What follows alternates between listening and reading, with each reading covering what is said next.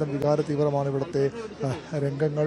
കുടുംബത്തെ ആശ്വസിപ്പിക്കാൻ, അവൻ്റെ കൂട്ടുകാരെ ആശ്വസിപ്പിക്കാൻ, അവൻ്റെ ബന്ധുക്കളെ ആശ്വസിപ്പിക്കാനൊന്നും ആർക്കും കഴിയാത്ത ആ സാഹചര്യമാണ്. വലിയ ചെറിയ ഈ വഴിയിൽ വലിയ തിരക്കാണ്. ചെറിയ വീട്ടുമുറ്റത്ത് വലിയ ആൾക്കൂട്ടമാണ്. ഒരുപക്ഷെ ഈ ആളുകൾ കൂടുന്ന സന്തോഷകരമായ സന്ദർഭത്തിലാണെങ്കിൽ അത് എത്ര നന്നായി തോന്നുന്ന നിമിഷങ്ങളാണ്. ഈ ഒരു ദുഃഖം നിറഞ്ഞ അന്തരീക്ഷത്തിൽ ഈ ആളുകൾ ഇങ്ങനെ വന്നു പോകുമ്പോൾ അത് ആർക്കും കണ്ടു നിൽക്കാനാകാത്ത ഒരു കാഴ്ചയായി, നോവായി മാറുകയാണ്. മിഥുൻ അവൻ്റെ ഭൂമിയിലെ അവസാനത്തെ നിമിഷങ്ങളിലൂടെയാണ് കടന്നു പോകുന്നത്. ഒരുപാട് പ്രതീക്ഷകൾ, ഒരുപാട് സ്വപ്നങ്ങളുമായി ജീവിച്ച ഒരു കുട്ടി, എത്രയോ വർഷങ്ങൾ ഇനിയും ഏതൊക്കെയോ തലങ്ങളിൽ ജീവിക്കേണ്ട ഒരു കുട്ടിയാണ്. ഈ ഒരു പാതി വഴിയിൽ ഈ 13 വയസ്സിൽ ഈ ജീവിതത്തിൽ നിന്ന് മടങ്ങിപ്പോകുന്നത് ആര്യ.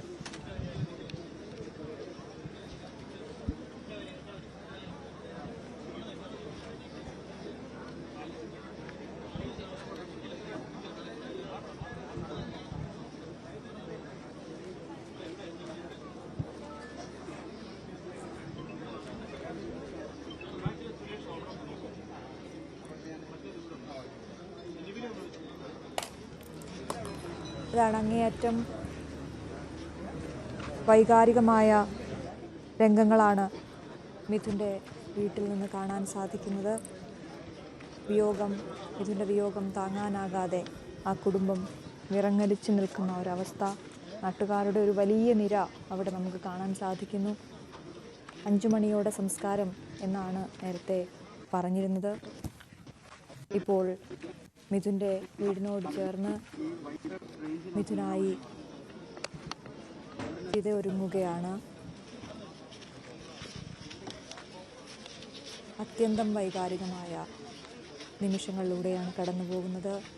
ശരണ്യ സ്നേഹജൻ കൂടി അവിടെ നിന്നും ചേരുന്നുണ്ട്. ശരണ്യ, നമുക്കൊക്കെ വാക്കുകളിലൂടെ പറഞ്ഞ് അറിയിക്കാനാകാത്ത വിധം സങ്കടക്കടലിലാണ് ആ കുടുംബം. എങ്ങനെ ആശ്വസിപ്പിക്കണമെന്നറിയാതെ ബന്ധുക്കളും ഉറ്റവരും പ്രയാസപ്പെടുന്നത് നമ്മൾ കാണുന്നു. വീടിനകത്തെ കാഴ്ച ഊഹിക്കാവുന്നതേ ഉള്ളൂ. ആ അമ്മ എത്രയൊക്കെയോ പ്രതീക്ഷകളുമായി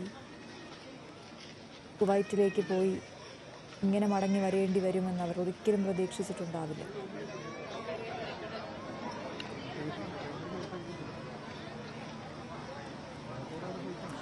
തീർച്ചയായിട്ടും ഒരുപാട് ആളുകൾ, നേരത്തെ അരുൺ സൂചിപ്പിച്ചതുപോലെ, പെട്ടെന്നൊരു ചടങ്ങുകളിലേക്കൊന്നും കടക്കാൻ കഴിയാത്തൊരു സാഹചര്യമുണ്ട്. കാരണം ഒരു ദീർഘമായൊരു ക്യൂ തന്നെയാണ് ഈ ഭാഗത്ത് രൂപപ്പെട്ടിട്ടുള്ളത്.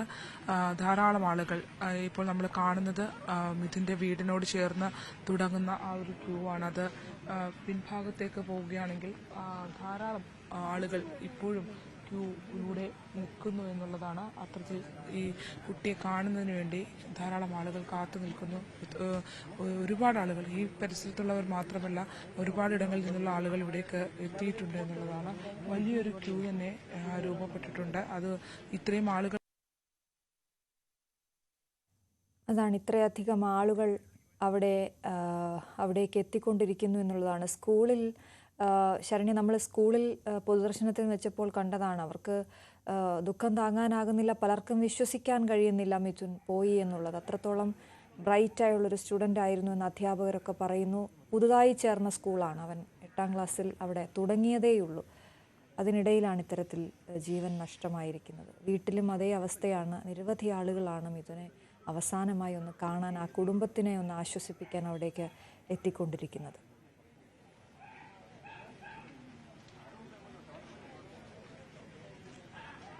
അതെ അശ്വതി, അത് തന്നെയാണ് അവസ്ഥ.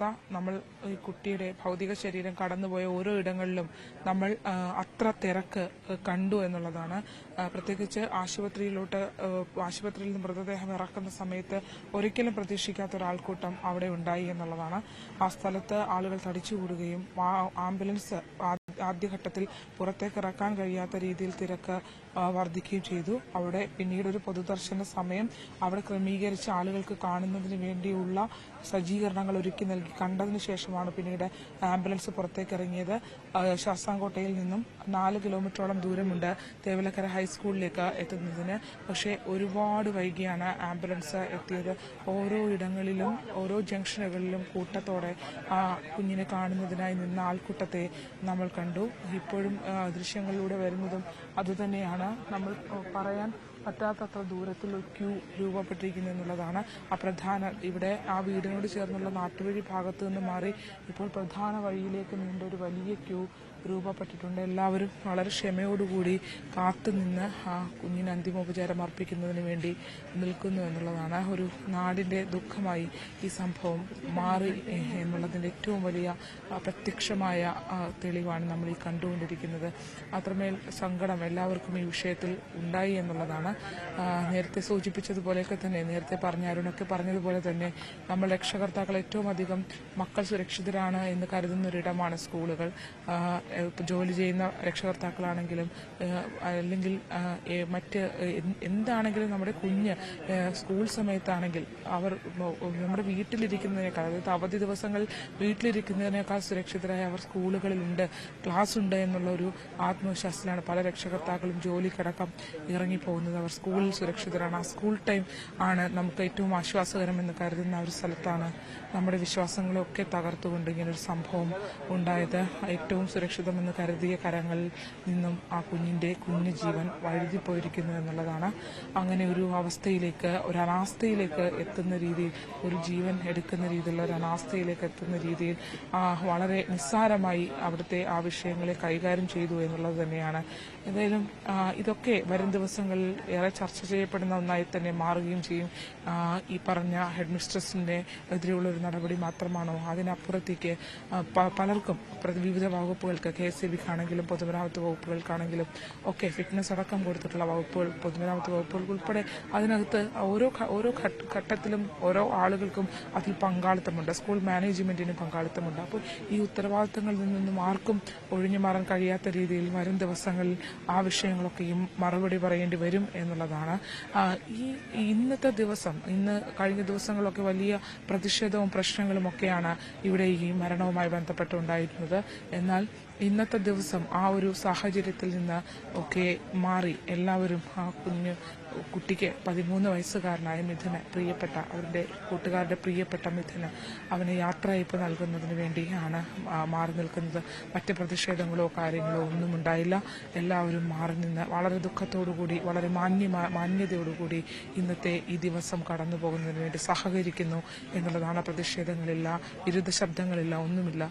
എല്ലാവരും നിശബ്ദരായി ദുഃഖത്തോടുകൂടി വന്ന് ആ ചേതനയേറ്റ ശരീരത്തിന് മുന്നിൽ അന്തിമോപചാരം അർപ്പിച്ച് മടങ്ങുന്നു.